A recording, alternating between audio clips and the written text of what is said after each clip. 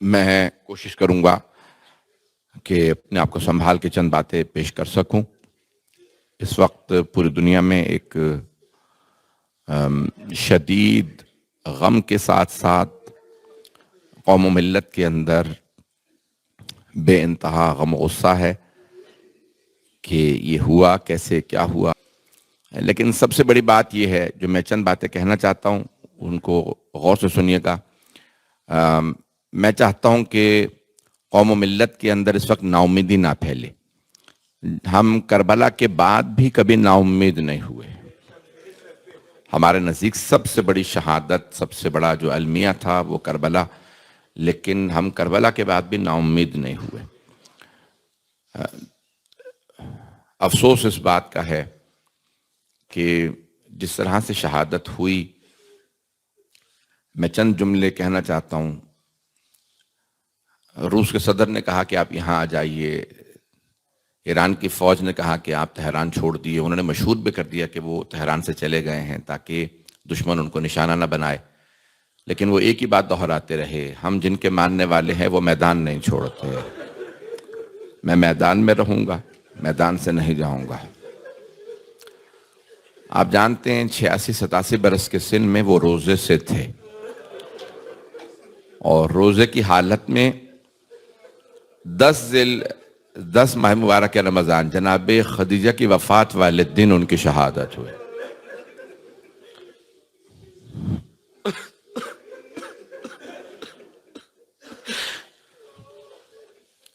اور ہم یقین سے کہہ سکتے ہیں کہ ہمارے رہبر نے میدان نہیں چھوڑا،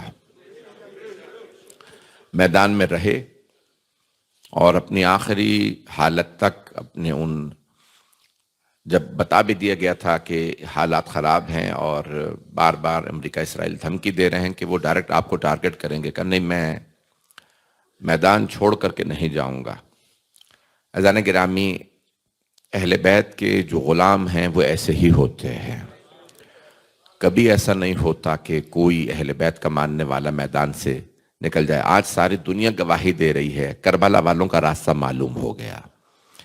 حضرت عباس ابن علی علیہ السلام کو کتنی مرتبہ شمر پیغام لے کے آیا تھا، عباس آپ کو ہم امان دے دیں گے، تو کہا ساری فوج ایک طرف ہو جائے، میں اپنے مولا کو نہیں چھوڑوں گا، میں پوری فوج کا مقابلہ کروں گا۔ عزیزان گرامی، جو قابل توجہ اور قابل غور بات ہے کہ روزے کی حالت ہو اور میدان میں رہنا، اور جس طرح سے میں جانتا ہوں اس وقت میں خود پڑھ نہیں پا رہا ہوں، میں یقین مانے پوری رات نہیں سویا ہوں، دن میں بھی سو نہیں پا رہا تھا، بس یعنی ایک کیفیت عجیب و غریب تھی پچھلے چند دن سے۔ بلکہ کل جو برادران ساتھ تھے وہ اس بات کا احساس کر رہے تھے کہ جو میں بہت زیادہ تلخ اور سخت باتیں کر رہا تھا، جیسے دل اندر سے بے انتہا رنجیدہ تھا، جیسے کسی بری خبر کے آنے کے لیے ذہن اور دل تیار ہو رہا تھا۔ میں پڑھ نہیں پا رہا ہوں، مجھ سے بات نہیں کی جائے گی، میں بڑی کوشش کر رہا ہوں کنٹرول کروں تاکہ میں بات کر سکوں۔ محسوس یہ ہو رہا جیسے قوم دوبارہ یتیم ہو گئی ہے۔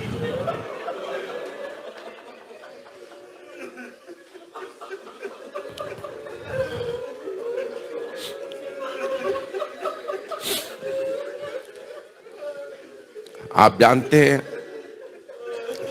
جناب مسلم ابن عقیل کی جب شہادت ہوئی تھی تو مولا حسین بہت روئے تھے، اور جناب مسلم کا ساتھ دینے والے جناب ہانی ابن عروہ، آپ جانتے ہیں جناب ہانی جوان نہیں تھے، بزرگ تھے، ایک بوڑھے صحابی رسول تھے، بہت بزرگ تھے جناب ہانی ابن عروہ۔ انہیں صرف اس جرم میں مارا گیا کہ یہ مسلم کے ساتھ کھڑے ہیں۔ جناب ہانی ابن عروہ کو اس لیے شہید کیا گیا، یہ مسلم کے ساتھ ہے۔ اگر آپ دیکھیں کوفے کے وہ تمام شیعہ جنہیں بے دردی سے عبید اللہ ابن زیاد نے مارا، شہید کیا، صرف اس جرم میں کہ مسلم کے ساتھ۔ اور جناب مسلم ابن عقیل نے جس طرح سے بعض اوقات انسان تعجب کرتا ہے کہ ہر دور میں وہی کردار آتے رہتے ہیں، بعض اوقات ساتھ چلنے والے نہ جانے کس کے ساتھ ہوں، اور کتنی شہادتیں ہوئی ہیں۔ ابھی تک ایران کھل کے اعلان نہیں کر رہا کہ ان کے پاس کتنے افراد موجود تھے، تاکہ لوگ دل برداشتہ نہ ہوں۔ پورے کل شہادت ہو چکی تھی، صبح ہی شہادت ہو گئی تھی، لیکن انہوں نے اعلان نہیں کیا تاکہ لوگ نا امیدی کا شکار نہ ہو جائیں. رات پوری گزاری، اور پھر ابھی بھی چند کمانڈرز کا، چند جرنیلوں کا اعلان کیا گیا ہے، جبکہ خبر یہ آ رہی ہے کہ متعدد کمانڈر شہید کر دیے گئے. لیکن میں جو جملہ کہنا چاہتا ہوں کہ حضرت مسلم نقیل کی جب شہادت کی خبر آئی تو مولا عباس علیہ السلام نے سوال کیا، مولا اتنا غمگین چہرہ، اتنے آنسو، کہ عباس کوفے سے بری خبر آئی ہے. تو جناب عباس علیہ السلام سمجھتے تھے امام حسین علیہ السلام کی نفسیات کو. لیکن جس دور سے گزر رہے ہیں نا، یہ میرا جو عنوان تھا بالکل اس کے عین مطابق میں ہر بات، کہ قرآن اور امام زمان. آپ تاریخ اٹھاتے جائیے، قرآن پڑھتے جائیے، آپ کو وہی دوبارہ بار بار نظر آئیں گے کردار، وہی افراد نظر آئیں گے کہ جو بعض اوقات خیانت بھی کرتے ہیں، کوئی ساتھ دینے والا بھی ہوتا ہے، کوئی جان دینے والا بھی ہوتا ہے. میں یقین مانے بہت سوچ کے آیا تھا مطالب ان کی زندگی کے. 1939 میں پیدا ہوئے. میں 5-10 منٹ کوشش کروں گا کہ اپنے آپ کو قابو کر کے زندگی پیش کروں. ایران کے عالم دین تھے، مشہد مقدس میں رہتے تھے، حوزہ علمیہ مشہد مقدس میں. ان کی والدہ ایک علمی گھرانے سے تھیں اور بہت مذہبی گھرانے سے تھیں. اس وقت میں ایک بات کہہ دوں کہ مغربی دنیا میں خوف و ہراس پھیلایا جا رہا ہے کہ ان کا نام نہ لیا جائے. وہ مغرب کے دشمن مجالس جو پڑھیں گے، جو نام لیں گے، وہ امام بارگاہیں بند کر دی جائیں گی. اس وقت یہاں پہ بھی یہی حالات ہیں. لیکن میں اس لیے پڑھ رہا ہوں کہ بات ریکارڈ پہ جا رہی ہے. بہت سے ٹیلی ویژن چینلز کہہ رہے ہیں کہ کچھ ایسی بات پڑھیں کہ ٹی وی چینلوں پہ، امام بارگاہوں پہ، مساجد پہ حرف بھی نہ آئے، بند بھی نہ ہو. لیکن کم از کم ہمارے ایک مرجع تقلید کا تذکرہ ہونا بہت ضروری ہے. تو میں جو باتیں پڑھوں گا اس کو غور سے سنیں گے، خاص طور سے میرے نوجوان جو بھائی اور میرے بچے ان باتوں کو سنیں گے. 1939 میں، 1939 میں، اس کے بعد پھر 60s میں، 67 میں، 1967 میں نجف اشرف گئے. ابتدائی دور سے ہی عالم دین تھے، اپنے والد سے پڑھتے تھے، ان کے بڑے بھائی، چھوٹے بھائی سب. اور شاید اس نام کا اثر تھا کہ اتنی بہادری تھی. اور پھر نسلاً حسینی تھے، امام حسین کی نسل سے تھے. خون کا اثر تھا کہ میدان میں ڈٹے رہے، کہ اہل بیت علیہ السلام کے خون کا اثر یہی ہوتا ہے کہ پھر انسان اس میدان کو کبھی نہیں چھوڑتا. تو والد کے پاس پڑھتے رہے، کئی برس مشہد مقدس میں پڑھے. اپنے والد سے بار بار کہتے تھے مجھے پڑھنے کے لیے نجف جانا ہے. اس زمانے میں نجف اپنے عروج پہ تھا، آب و تاب پہ تھا. تو بار بار اپنے والد سے کہتے مجھے نجف جانا ہے. تو ان کے والد ایک ہی بات کہتے تھے کہ نہیں، میں نہیں چاہتا کہ تم کہیں اور جاؤ، میں چاہتا ہوں میری آنکھوں کے سامنے رہو. آپ جانتے ہیں نا، ہر باپ چاہتا ہے. مولا حسین علیہ السلام کو جناب علی اکبر سے بہت محبت ہے، اور اگر بیٹا خوبصورت بھی ہو، تابعدار بھی ہو، عالم بھی ہو، بتقوی بھی ہو، تو باپ چاہتا ہے بیٹا آنکھوں کے سامنے رہے. تو جب پڑھنے کے لیے گئے 60s میں نجف اشرف، تو 1 سال 1.5 سال وہاں پہ آغا حکیم، آغا خوئی، آغا حسین حلی، بڑے بڑے جید علماء کے پاس تعلیم حاصل کرنے کے بعد والد کو خط لکھا 1.5 برس بعد کہ میں نے یہاں پہ کتاب کا ترجمہ بھی کیا ہے، میں بہت دل لگا کے پڑھ رہا ہوں، اگر آپ مجھے اجازت دے دیں میں یہیں رک جاؤں. آغا سید مرتضی آل یاسین کی کتاب کا ترجمہ کیا، صلح حسن، امام حسن کی صلح کا جواب، کہ بہت سے لوگ کہتے ہیں مولا حسن کی صلح جو ہے وہ بیعت تھی، اس کا جواب انہوں نے لکھا تھا آغا آل یاسین نے. اس کا ترجمہ کیا فارسی میں. بلکہ خود کہتے تھے کہ میں جب نجف پہنچا تو میں کہتا تھا اس موضوع پہ میں بہت تحقیق کرنے کے بعد بہترین کتاب لکھوں گا. تو کہا اس کے لیے میں مختلف کتابیں پڑھ رہا تھا، اچانک جب ان کی کتاب کو پڑھا تو کہا اس سے بہتر میں نہیں لکھ سکتا، میں نے اس کا ترجمہ کیا فارسی میں. یہ ہوتا ہے انسان کا علمی معیار، کہ انسان نے خیانت نہیں کی کہ اپنے نام سے لکھتے، بلکہ انہی کی کتاب کا فارسی میں ترجمہ کیا. والد تو خط لکھا کہ میں یہیں رکنا چاہتا ہوں، میں نجف میں رہنا چاہتا ہوں، مجھے اجازت دے دیجیے. ان کے والد نے کہا پہلی فرصت میں فوراً واپس آ جائیں، آپ مشہد مقدس میں تعلیم جاری رکھیں. واپس آئے، تعلیم کو جاری رکھا. ان سے کسی نے سوال کیا زندگی میں اتنی کامیابیاں کیسے نصیب ہوئیں؟ بچوں اور نوجوانوں کے لیے جملہ پیش کر رہا ہوں. مرحوم حضرت عطا اللہ خامنہ سے سوال کیا گیا تھا آپ کی زندگی میں کامیابی کا سب سے بڑا راز کیا ہے؟ تو کہتے تھے کہ میں انقلاب سے پہلے بہت محنت سے پڑھتا تھا، سب کچھ کرتا تھا. اور آپ جانتے ہیں کہ ایران میں جو مدرس ہوتا ہے وہ خطیب نہیں ہوتا، جو خطیب ہوتا ہے مدرس نہیں ہوتا، جو امام جماعت ہو نماز پڑھائے وہ اور کوئی کام نہیں کرتا. تو کہا میں مشہد مقدس میں بہت بڑی مسجد کا پیش نماز بھی تھا، اور مدرسے میں پرنسپل تھا، پڑھاتا بھی تھا، ادبیات، منطق، فقہ تمام کتابیں پڑھاتا تھا، اور سب سے مشہور خطیب تھے مشہد مقدس کے. ایران میں فضائل پڑھنے والا جو خطیب ہوتا ہے وہ مصائب نہیں پڑھتا، جو مصائب پڑھتا ہے وہ فضائل نہیں. انہیں تو بہترین فضائل بھی پڑھتے تھے، بہترین مصائب پڑھتے تھے. مشہد مقدس میں ان کے پاس فرصت نہیں ہوتی تھی. اکثر لوگ ان سے کہتے تھے کچھ نہ کریں، صرف 10 منٹ ہمارے یہاں مصائب پڑھتے ہیں. کہتے جب کھڑے ہو کے مصائب شروع کرتے تھے صرف کہتے تھے نا لا یوم کا یوم کا یا ابا عبداللہ، جب صرف کہتے تھے تو مجمع رونے لگتا تھا کہ کوئی دن ایسا نہیں جیسا حسین ابن علی کا عاشورے کا دن تھا. بس یہ جملہ کہتے تھے اور مجمع رونے لگتا تھا. تو مصائب پڑھتے تھے. جو کہتے ہیں کہ میں خطیب بھی، سب کچھ تھا، ترجمہ بھی کرتا، کتابیں بھی لکھتا، خطیب بھی تھا، سیاسی پارٹی کا ہیڈ بھی تھا، مدرس بھی تھا، پیش نماز، سب کچھ تھا میرے پاس. شادی ہو چکی تھی میرے اس وقت، 4 بچے بھی تھے، 4 بیٹے اور 2 بیٹیوں کے والد تھے. تو کہا میرے بچے بھی تھے اس وقت کہ اچانک میرے والد کو فالج ہو گیا.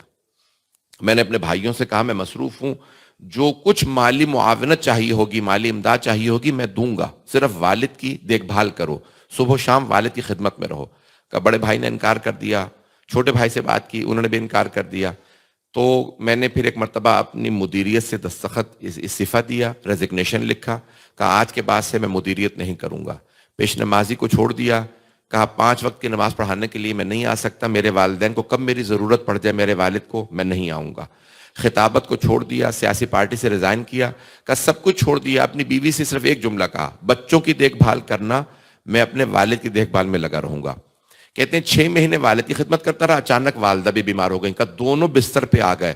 میں دن رات مسلسل والدین کی خدمت میں رہا. 4 سال میرے والد بستر پہ رہے، 5 سال میری والدہ.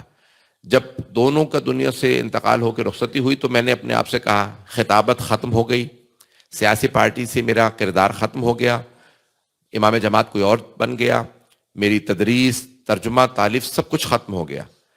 کہا اب میں تمام نوجوانوں سے کہنا چاہتا ہوں کہ جتنا کچھ اللہ نے مجھے میری والدین کی خدمت سے پہلے دیا تھا وہ میری خدمت کا نتیجہ تھا، اور اللہ نے میرے والدین کی خدمت کے نتیجے میں مجھے وہ کچھ دیا جو میں کبھی سوچ بھی نہیں سکتا تھا. میں نے اپنے والدین کو کبھی ایک لحظہ انتظار نہیں کرنے دیا، دن رات ان کی خدمت میں کھڑا رہتا تھا، دیکھتا رہتا تھا چہروں کو کہ بول نہیں پاتے، کہیں کو پیاس تو نہیں لگی، کہیں ان کو لباس بدلانے کی ضرورت تو نہیں ہے. کہ میرے بوڑھے والدین تھے، میں نے 4 سال اپنے والد کی، 5 سال اپنی والدہ کی مسلسل خدمت کی. کیا قسم کھا کے کہتا ہوں کہ جو کچھ مجھے اس سے پہلے خطابت، تدریس، قلم، سیاست، جو کچھ اللہ نے دیا تھا وہ میری محنت سے تھا. لیکن جب میں نے اپنے والدین کی خدمت کی اس کے بعد جو کچھ مجھے ملا وہ اس خدمت کا نتیجہ ہے.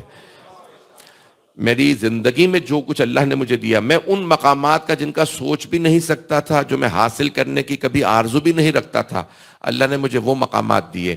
سب سے پہلے مجھے دعوت دی گئی تہران آئیے، امام جمعہ تہران کا لگایا گیا. آپ جانتے ہیں کہ ان کو امام جمعہ تہران نصب کیا. کہا کہ میں نے جتنے بھی یہاں پہ جمعے کا خطبہ دینے والے اپوائنٹ کیے ہیں علماء، میں نام نہیں لیتا ان بزرگوں کے، اب ان میں سے کوئی بھی نہیں رہا، کہ ان میں سے کسی میں خطابت نہیں ہے، مجھے ایک خطیب چاہیے جو عالم بھی ہو، مجتہد بھی ہو، خطیب بھی ہو، اور تہران کا خطبہ دے سکے، جو ٹی وی پہ جائے اور لوگ اس کو سننے کے بعد میرے سیاسی افکار کو سمجھ سکیں. تو اس لیے میں نے آپ کا انتخاب کیا، ان کو اپوائنٹ کیا گیا، ان کو بنایا گیا. وہیں سے سیاسی پارٹی کے اندر دوبارہ واپس آئے. پھر ایک مرتبہ آغا رجائی کی شہادت، آغا باہنر کی شہادت ہوئی. وہیں پہ ان کو کہا کہ آپ الیکشن لڑیں. کہ نہیں میں سیاست دان نہیں ہوں. کہ نہیں آپ الیکشن لڑیں. الیکشن لڑا، صدر منتخب ہوئے، اور صدر بننے کے بعد 8 سال جو ہے صدر رہے کہ رہبر کبیر انقلاب کا انتقال ہوا.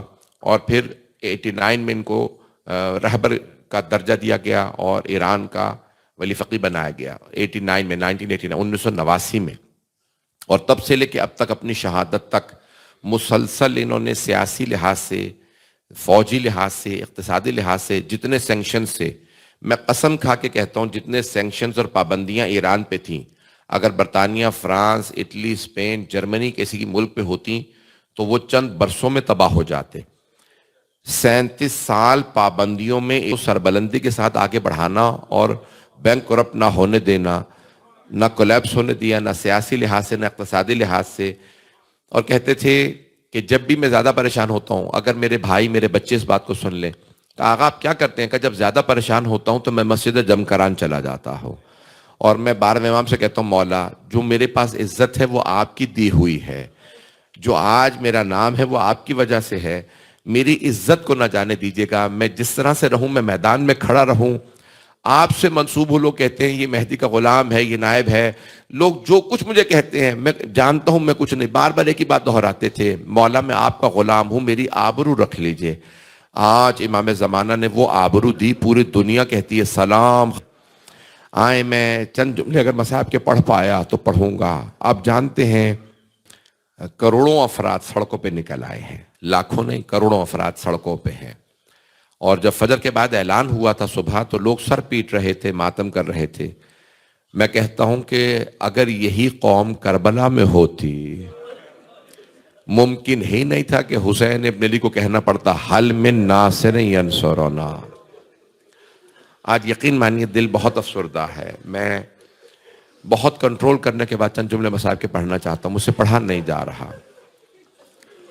آج اگر آپ عراق میں دیکھیں تو صبح سے عراقی عربی زبان لوگ ہیں، آپ جانتے ہیں بصرہ میں، نجف میں، کربلا میں، بغداد میں، واسط میں، قصیر میں، نہ جانے کہاں کہاں پورے عراق کے اندر لوگ سڑکوں پہ نکل آئے ہیں کہ ہمیں بدلہ لینے کی اجازت دی جائے۔ لگتا ہے جیسے حضرت مختار کی قوم دوبارہ اٹھ کھڑی ہوئی ہے۔ آپ جانتے ہیں کراچی میں 10 سے زیادہ شہادتیں ہیں، سلیٹ ہے، انہوں نے فائر کھولا اور وہاں پہ شہادتیں ہوئی، لاہور میں شہادتیں ہیں، 35 ہو گئی ہیں، اور پورے پاکستان میں شاید 35 نہیں، صرف کراچی کی، پورے پاکستان میں صرف کراچی کی 10 سے زیادہ شہادتیں ہیں، پھر لاہور کی شہادتیں ہیں، پھر ہمارے اسکردو میں شمالی علاقہ جات میں آپ جانتے ہیں کہ کیپٹل ہے، وہاں پہ یونائٹڈ نیشنز کے مومنین ہمارے ان حالات کے اندر، ابھی برادر بتا رہے ہیں کہ میں نے جو متعدد دیکھی ہیں کہ لاہور کی آج شہادتیں، کہ 10 سے زیادہ کراچی کی شہادتیں، اسکردو کی، اور اس وقت پورے پاکستان میں مومنین نے ہندوستان کے شہروں میں، حتیٰ کشمیر کے ان علاقوں میں جہاں پابندیاں ہیں مجلس پہ بھی، وہاں لوگ باہر نکلے ہیں اور شہادتیں بھی دی ہیں۔ ہر آدمی ایک ہی بات کہتا ہے، لگتا ہے ہم دوبارہ یتیم ہو گئے ہیں۔ میدان کربلا میں کسی ایک بی بی نے کہا تھا، میں ہاتھ جوڑ کے درخواست کروں گا، مجھ سے آج پڑھا بالکل بھی نہیں جا رہا۔ آپ جانتے ہیں حضرت ابو ذر جب انہیں ربضہ میں تبعید کر دیا گیا تھا، ایگزائل کر دیا، نکال دیا حضرت ابو ذر کو، تیسری خلافت نے کہا ابو ذر آپ خالی کر دیجئے، مدینہ خالی کر دیجئے، آپ ہمیشہ علی کی بات کرتے ہیں، ہمارے خلاف بولتے ہیں۔ جناب ابو ذر بزرگ تھے، انہیں ربضہ میں بھیجا گیا، ربضہ میں پانی کی قلت تھی، جناب ابو ذر بزرگ تھے، جوان بیٹے نے کہا بابا میرے ہوتے ہوئے آپ کھیتوں میں کام کریں، فصلیں لگائیں، بابا مجھ سے برداشت نہیں ہوتا، میں فصلوں میں کام کروں گا بیٹا۔ ایک ایک کر کے سارے جانور مرنے لگے کیونکہ پانی کی قلت تھی، آپ کے بیل، آپ کے اونٹ جب سب مر گئے تو ایک مرتبہ جوان بیٹے کا غم اور داغ برداشت کرنے کے لیے کسی حسین کا دل چاہیے۔ جناب ابو ذر کے جوان بیٹے کا انتقال ہوا، آرام سے سنیے گا، میرا ہر ایک سے وعدہ، ہر آنکھ میں آنسو آئے گا۔ تو جناب ابو ذر کے جوان بیٹے، جس کی وجہ سے ان کو ابو ذر کہا جاتا تھا، ذر نام تھا بیٹے کا، جناب ابو ذر کا نام تھا جندب ابن جنادہ۔ جب جوان بیٹے کا انتقال ہوا نا تو آپ اپنی زوجہ سے کہنے لگے کیا بات ہے؟ کہا جناب ابو ذر کی زوجہ نے کہا ابو ذر مجھ سے ذر کا انتقال برداشت نہیں ہو رہا، دن رات ماں روتی رہتی تھی، آپ جانتے ہیں نا کوئی لیلا بھی ہو تو مر جائے، کوئی حضرت لیلا سلام اللہ علیہا بھی ہونا تو جناب علی اکبر کا غم، اولاد کا غم بہت سخت ہوتا ہے۔ جناب ابو ذر کی زوجہ بس ایک ہی جملہ دہراتی رہتی تھی، ذر جانے کے دن ہمارے تھے چلے تم گئے۔ ایک دن جناب ابو ذر نے دیکھا کہ آپ کے بیٹے کی قبر پہ آپ کی زوجہ کی لاش پڑی ہے، روتے روتے ماں مر گئی، ایک ہی بات دہراتی تھی۔ آپ جانتے ہیں نا جناب لیلا صرف کربلا کے بعد رہائی ملی تو 6 مہینے زندہ رہی، جو بھی مدینے آتا تھا پوچھتا تھا یہ کس بی بی کے رونے کی آواز آ رہی ہے، تو مدینے والے کہتے تھے یہ علی اکبر کی ماں ہے، انہیں علی اکبر کا بہت غم ہے۔ اب میں کیسے پڑھوں آپ کے سامنے یہ سارے جملے؟ تو اب جناب ابو ذر کے جب آپ نے کیا کیا، پہلے بیٹے کو دفنایا پھر بیوی کو دفنایا، جناب ابو ذر خود بیمار ہو گئے، اگر دیکھ سکے تو دیکھیے گا، ایک دن بہت بیمار تھے کہ آپ کی بیٹی نے کہا بابا یہ کیا حالت بنا رکھی ہے، بابا اگر آپ کو کچھ ہو گیا تو اس بیابان میں کیا کروں گی، بابا تنہائی میں تو مر جاؤں گی، بابا میں تو آپ کو غسل و کفن بھی نہیں دے سکتی، بابا میں بہت چھوٹی ہوں۔ جناب ابوذر نے کہا بیٹی میرا ہاتھ پکڑو، میرے ساتھ چلو، میں تمہیں مدینے پہنچا دیتا ہوں۔ بیٹی مدینے میں ہمارے مولا علی رہتے ہیں، بیٹی علی یتیم پرور ہیں، کسی یتیم کو لاوارث نہیں ہونے دیتے، آؤ میں آپ کو دوبارہ مدینے پہنچا دوں۔ جناب ابوذر نے بیٹی کی انگلی پکڑی، چلنے لگے، کچھ ہی دور چلے تھے دھوپ میں گر گئے۔ جناب ابوذر کی بیٹی نے رونا شروع کیا، کہا بابا تھوڑی ہمت کیجئے، اس بیابان میں آپ کو غسل و کفن نہیں دے پاؤں گی، بابا میں قبر نہیں کھود پاؤں گی۔ تو جناب ابوذر نے کہا بیٹی پریشانی کی بات نہیں ہے، مجھ سے سچے نبی نے سچا وعدہ کیا تھا، ابوذر کوفے کے بہترین مومنین آپ کو غسل و کفن دیں گے، ابوذر آپ کو دفنانے والے بہترین مومنین ہوں گے، ابوذر آپ کے لاشے کو دفنا دیا جائے گا۔ کہا بیٹی بس ایک کام کیجئے گا، اگر دیکھ سکے میری طرف دیکھیے گا، میں جانتا ہوں اس وقت لوگوں سے برداشت نہیں ہو رہا، نہیں تو آنکھیں بند کر کے ذرا ربضہ چلیے۔